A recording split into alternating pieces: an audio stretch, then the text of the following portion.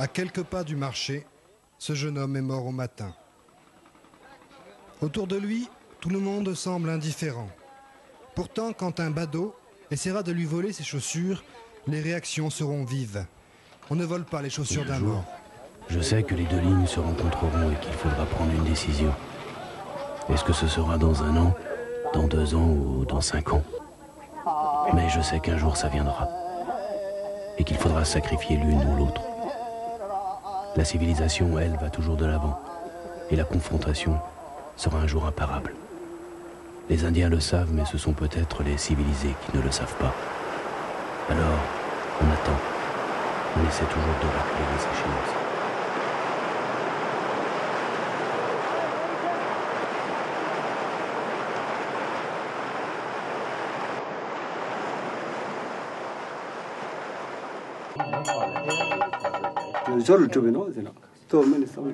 Toutes ces offrandes sont envoyées auprès des Bouddhas. C'est pour avoir une longue vie, pour que le bétail produise beaucoup de lait, pour que les chiens, les chats, les yaks, les moutons, les chevaux ne meurent pas.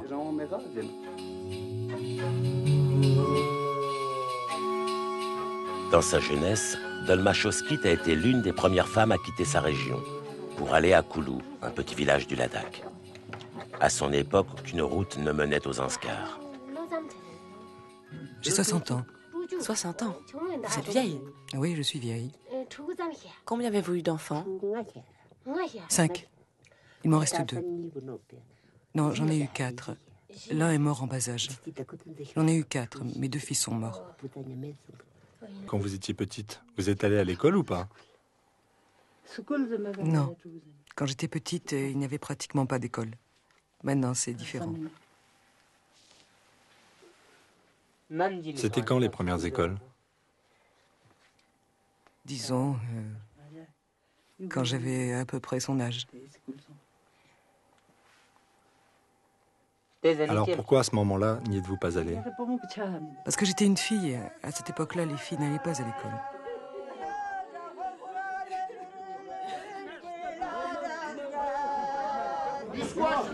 Que tu étais une femme combattante et bonne.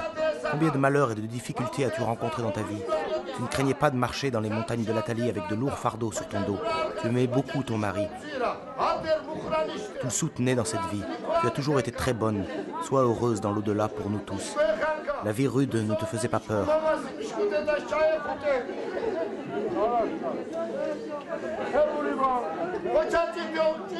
Va voir Moukran qui est déjà parti et passe-lui le bonjour de notre part. Je te demande également de bien embrasser mon frère, Roman, et ma maman. Va les voir et embrasse-les bien fort. Laisse la chance à ta fille Tina qui a protégé tes enfants, les a mariés et maintenant te laisse partir comme tu le mérites. Tu pars avec le cœur léger et légère soit la malédiction que tu nous laisses.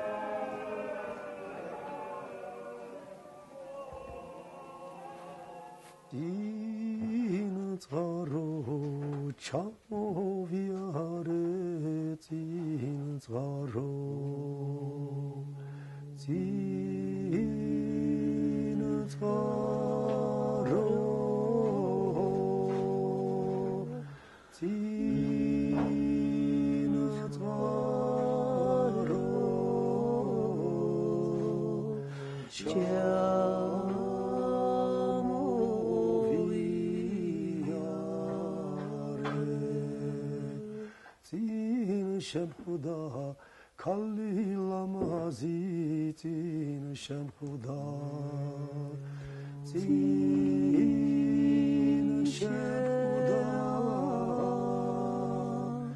Tin Shem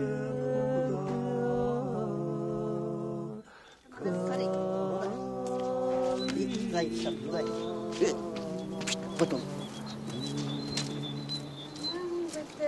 Kimberle kevitele, sargınarsın sayılırsın. Türkmenistan tuzlu yaptalız. Stavrogorski kraj. Staropski kraj yaptalız. Армения. Азербайджан. Нет, Грузия. Нет, не осталось.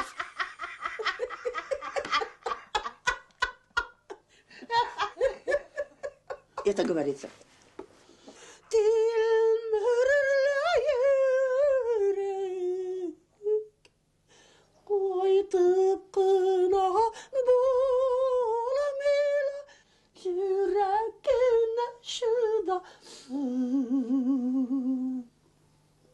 Это знаешь, почему поется? Я, мол, это...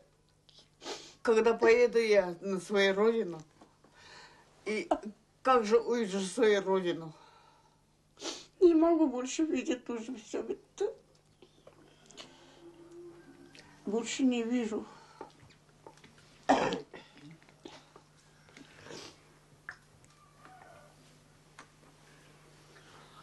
Сейчас я объехала. Il y a 200 ans, un homme a découvert de l'argent ici. Et ce fut la ruée. Autour des puits qui se sont forés çà et là s'est construite une ville prestigieuse, Real de 14.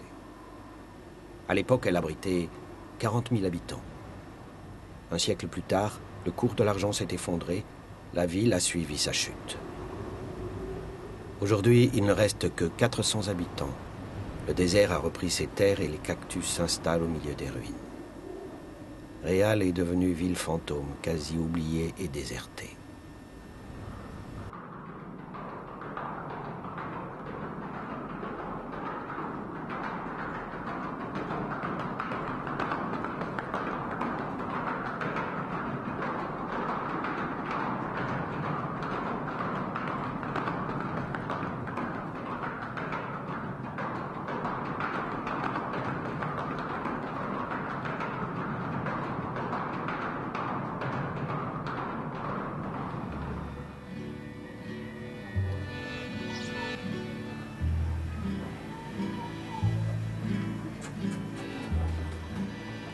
De nos jours, laisser un vin s'altérer est impardonnable.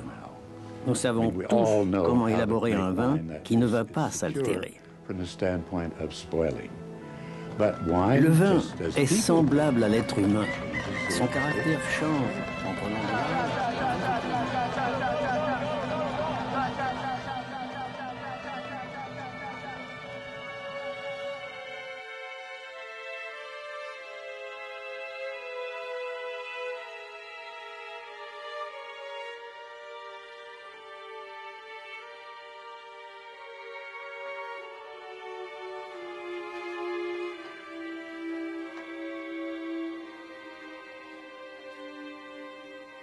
C'est l'une des premières choses que nous avons vues près de Banda Aceh, cette immense désolation. Avant, ici, il y avait un village dans lequel vivaient 250 familles de pêcheurs, soit 1500 personnes. Des images que sûrement le monde a vues peu de temps après la catastrophe.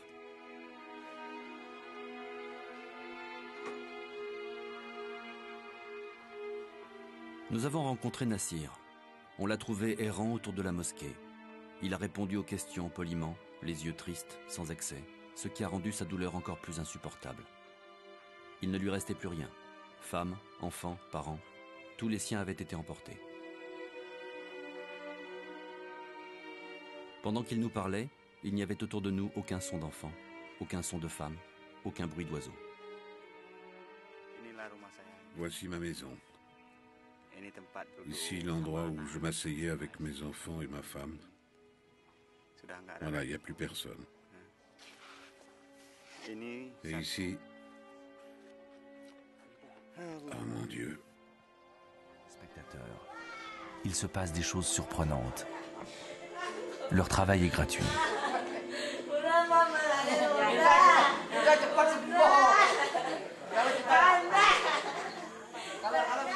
Et enfin le troisième personnage, Mangou Poupsa. Il est connu et craint par tous. Chaque fois que nous arrivions chez un guérisseur et que nous prononcions son nom, les visages devenaient graves, les gens hésitaient à nous en parler. La conversation prenait le ton d'une confidence, à mi-voix, comme s'il pouvait se trouver là, parmi nous, à nous observer du haut de ses pouvoirs. L'approcher ne fut pas une mince affaire. Filmer son travail aussi. Après de longs mois d'avancée prudente, nous avons finalement eu son accord. nous pourrons filmer le quotidien et une cérémonie toute spéciale, empreinte de magie noire, sortie tout droit des limbes de l'au-delà, une vision d'un autre monde, invisible et permanent. Avec la femme tigre ou la famille Sentosa, nous restons dans le fantastique. Avec Mangou Poupsa, nous plongeons dans la science-fiction. Le fantastique pose toujours la question rêve ou réalité et ne donne jamais la réponse. La science-fiction pose le décor. On est dans le futur, le monde de l'au-delà devient visible.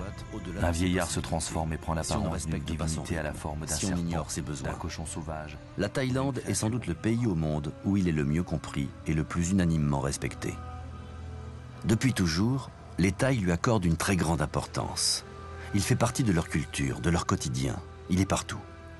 Celui qui incarne l'harmonie la plus totale entre l'homme et l'animal vit caché du public dans les jardins du palais royal. Le plus aimé de tous, l'éléphant blanc, l'animal sacré du bouddhisme, symbole de paix et de prospérité à travers toute l'Asie. L'origine de sa légende dépasse l'entendement. Il aurait fécondé la mère du Bouddha pour qu'elle donne naissance au grand sage.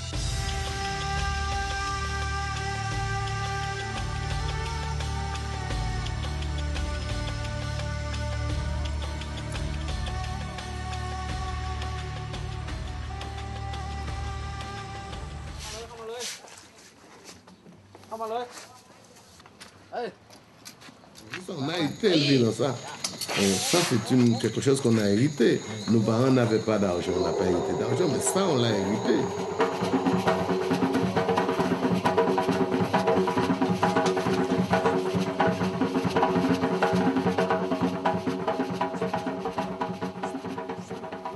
Vas-y, pousse plus fort.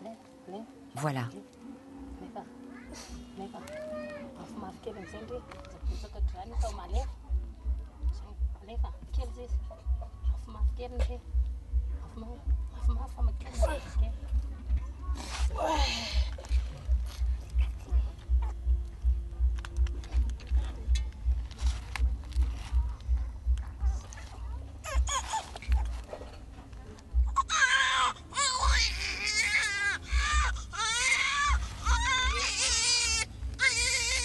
Tu voulais une fille ou un garçon?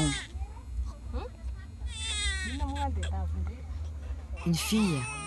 Eh bien voilà, ta fille est là. C'est une petite fille.